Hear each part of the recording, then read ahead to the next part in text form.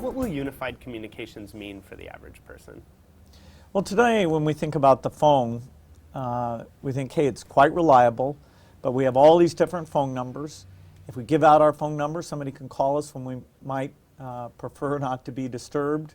We can get busy signals, come back to our office, not really know who's called us. When we leave to go away, we think, geez, will people be able to get in touch with us? So it's not perfect. We asked people if they could transfer phone calls easily, and actually only 1 out of 3 said that was something they were successful at doing. And so that phone on your desk with all those buttons and only that tiny screen just hasn't evolved like your mobile phone has or like your Windows PC has.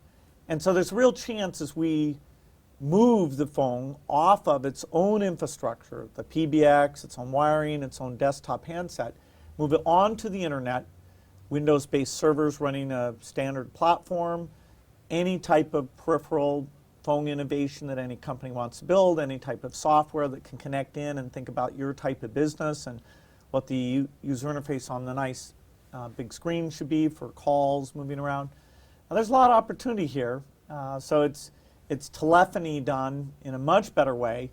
We say unified communications because as you bring the screen in and video, we didn't want people to think it's just voice, but it's much, much more. What do you think the desktop phone in the office looks like 5 years from now, or the cell phone? Well, I think for some people, the idea of having a desktop PC, a portable PC, and then the phone that fits in their pocket, that will be enough for them because we can connect in to the now software equivalent of the PBX in the same rich way. You know, you have the nice directory, understand your relationships with people.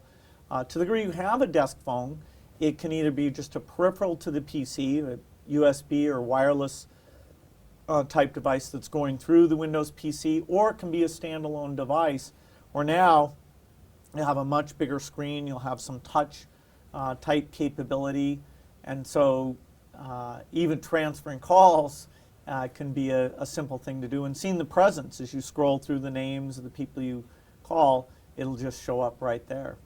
It seems like one of the keys to really improving both business and personal communications is sort of these natural language interfaces, things like voice and touch coming into computing. How much change do you think we're going to see in that area in the next few years? Well, I think that we can do unified communications without too much recognition activity, simply being able to send the calls around. If you do a video meeting, being able to record that so you can go back and find it. But we can do even more if we have the recognition piece in. We can do the transcript of the meeting that you could search the text and find the part that you're interested in.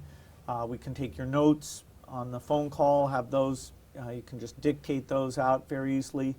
And so we are investing heavily in speech recognition as an adjunct to this.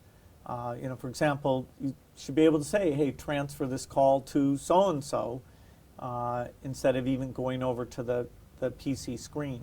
And so we'll be incorporating that in. We recently acquired Tellme. They have a huge database of the different ways that people talk when asked these questions, so we're training our speech engines around that.